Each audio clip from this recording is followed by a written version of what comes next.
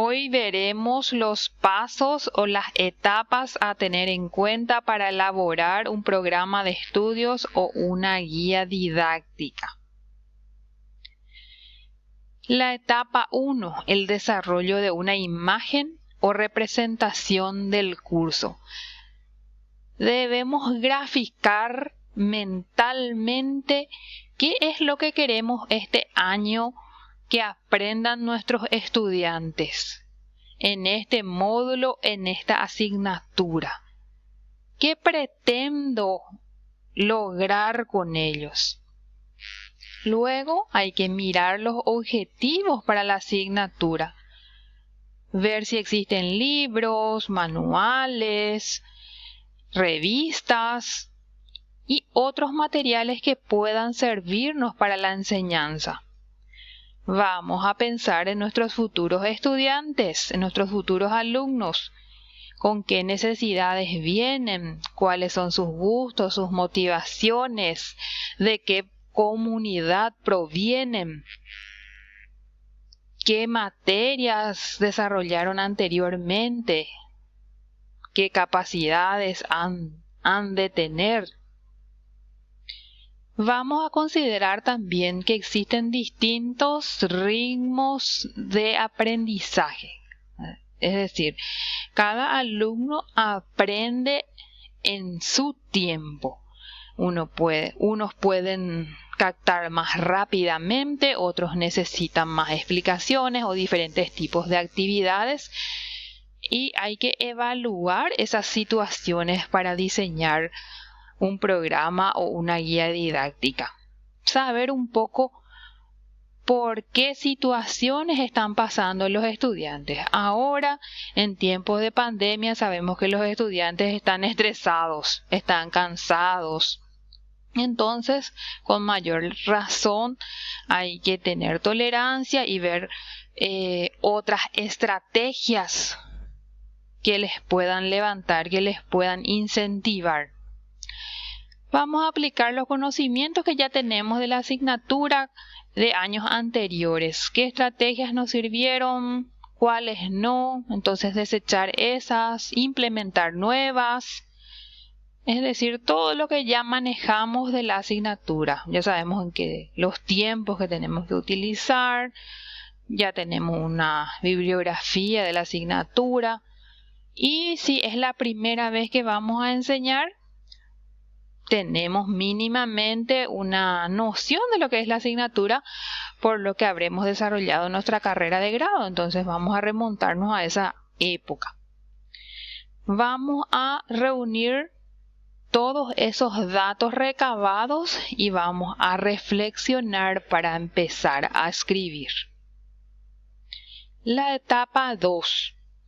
Vamos a identificar nuestros grandes núcleos o unidades didácticas o ejes temáticos. Vamos a determinar qué principios o qué criterios vamos a utilizar para la organización de los contenidos. Vamos a decidir cuántas unidades va a tener nuestro programa de estudios, cuántas podemos llegar a desarrollar. Y hay que ser realistas en este punto. Muchas veces vemos asignaturas con 35, 32 unidades y está allí, pero nunca se llega a desarrollar completamente el programa. Entonces tenemos que analizar el tiempo que disponemos y si es factible desarrollar todas esas unidades en ese semestre o en ese año. Hay que considerar la naturaleza de los alumnos, es decir, su nivel de comprensión, su procedencia, la base, cómo están viniendo del curso anterior o cómo están viniendo del colegio si son del primer año. Revisar los materiales disponibles y la evaluación que se llevará a cabo. Con respecto a los materiales, ver que los materiales o los libros que vamos a poner en la bibliografía, ya sea básica o complementaria, sea accesible. Es decir, que se encuentre en plaza para poder comprar, que haya en el país, y si no hay en el país, por lo menos que haya en formato digital que puedan descargar los alumnos, o que en el último de los casos el profesor les pueda proporcionar ese material o se encuentre en la biblioteca de la facultad. Ver también cómo se va a evaluar qué es lo que voy a evaluar.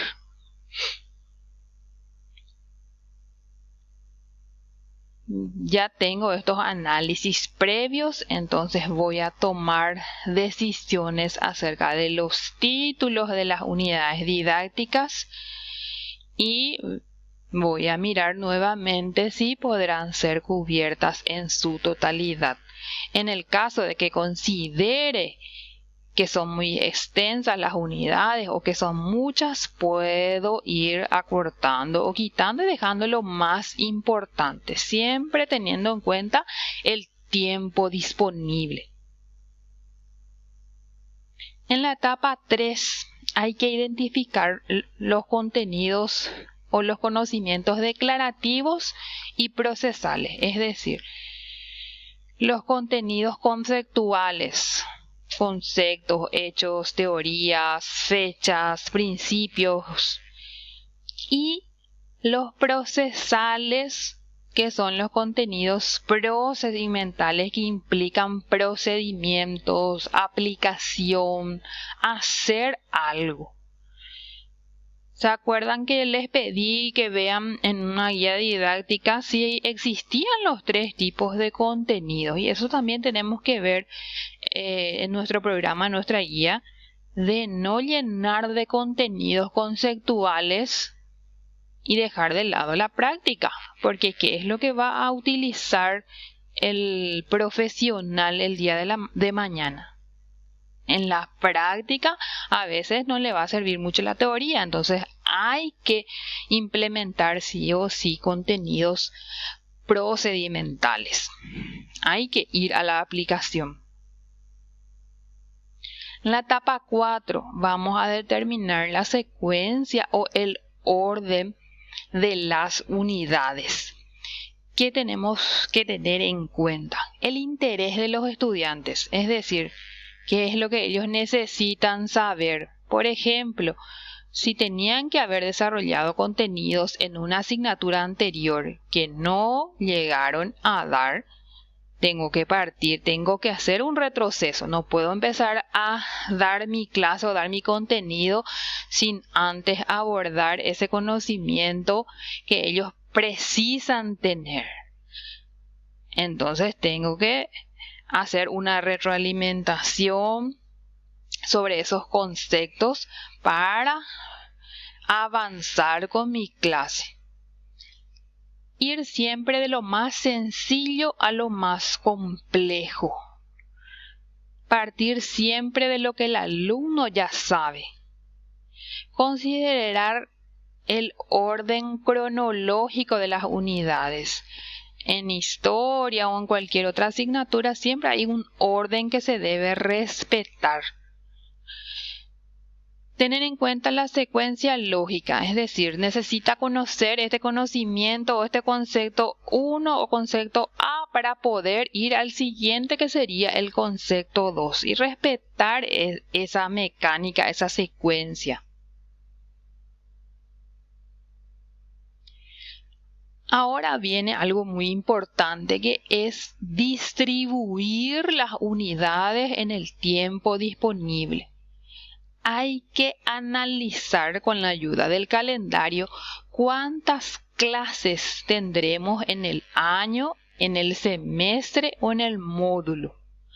Descartar los días feriados, asuetos, festividades de la universidad o de la ciudad en donde no se desarrollarán clases y justo cae un día que desarrollamos nuestra materia. Entonces, esos días ya descartamos. Y además hay que tener 2 clases por lo menos sobrantes, por decir así, porque puede ocurrir cualquier circunstancia ajena a nuestra voluntad que impida el desarrollo de las clases, ya sea temporal, apagones. En este caso tuvimos la pandemia, entonces hay que dejar un margen, no hacer demasiado ajustado. Entonces ver cuántas sesiones. Yo este año voy a tener 25 sesiones y dejar por lo menos 2, porque tienen que tener en cuenta que tienen las pruebas formativas o las diagnósticas, tienen las parciales, entonces todo ya se tiene que contar con esas evaluaciones. La importancia y la complejidad de cada unidad, es decir, qué tan difícil es este contenido o qué tan extensa es esta unidad que yo no voy a poder desarrollar, por ejemplo, en 1 o 2 clases. Necesito más sesiones para que mis alumnos comprendan lo que les quiero explicar. Entonces hay que tener en cuenta también la dificultad y la extensión de las unidades. Por eso hay que asegurarse de que el tiempo que le estamos otorgando a la unidad es el suficiente para desarrollar los contenidos con la profundidad que se requiere. Muy importante, recalco esto, la distribución de los días. Puede ser que no respetemos así como está porque tuvimos circunstancias, como dije hace rato, ajenas a nuestra voluntad que nos impidieron cumplir fielmente con el cronograma. Pero el cronograma tiene que ser nuestra guía. No hacemos por hacer nomás el cronograma.